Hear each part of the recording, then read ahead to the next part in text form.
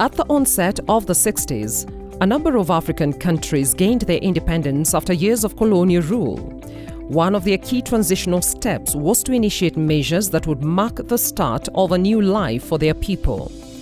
It is at this juncture that they joined UNESCO, confident that the organization's intellectual mandate to build peace in the minds of men and women would be of great benefit to them.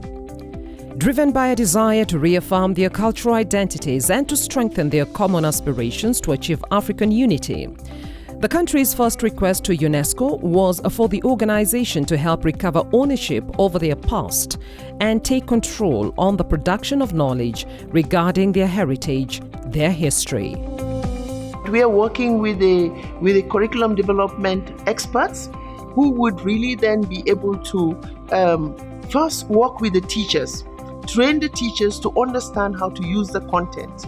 It's about knowledge, it's about values, and it's about skills, all captured in the general history of Africa. Because as you extract it, you'll be able to see where it becomes relevant. So that's the role of UNESCO, to continue to really conscientize those we work with and our partners to embrace all races and to ensure that Africa and Africans accept who they are in a very positive light. For decades, UNESCO has worked to remedy the general distortion on Africa's history. The monumental task has generated 8 volumes of the General History of Africa, GHA. The second phase of the project, which brought together some 200 authors drawn from the African continent, African diasporas and other parts of the world, came up with 3 more volumes. Volume 9 is an update of the 8-volume collection, while Volume 10 addresses issues related to the global African diasporas. Volume 11 looks at the challenges faced in Africa and its diasporas today.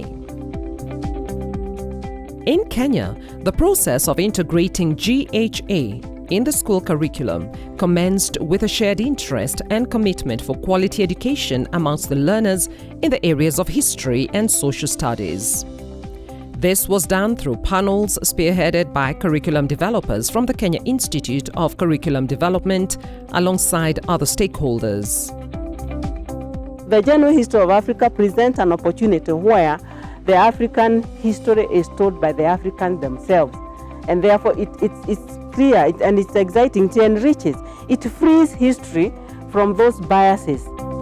One of the main goals in producing the GHA was to address the need to promote history teaching from a Pan-African perspective, from basic to higher education.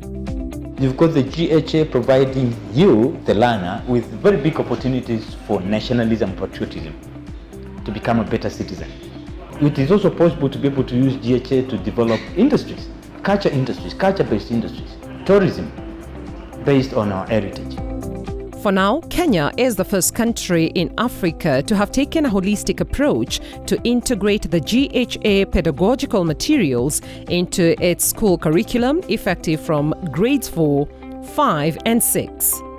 A matrix for incorporating grades 7, 8, 9, 10, 11 and 12 has already been developed, and there is no let-up going forward. So I would urge countries and all of us in Africa indeed to embrace the general history of Africa, content by integrating it into the curriculum and also using it to produce materials that indeed can be read by young people, even old people. The General History of Africa constitutes a valid base for teaching history of Africa and the implementation of the 2063 Agenda for Africa, which lays emphasis on the full entrenchment of the ideals of Pan-Africanism and African Renaissance in the school curricula. This key undertaking by UNESCO underpins the Africa Union Charter for African Cultural Renaissance as adopted by AU Summit in Khartoum in 2006, in which African leaders reaffirmed that the unity of the continent is founded first and foremost on its history. But the challenge has to start with our governments. They must invest in the development of the curriculum. They must invest in the training of the teachers. They must invest in helping young people to interrogate their past, their present, and build a future.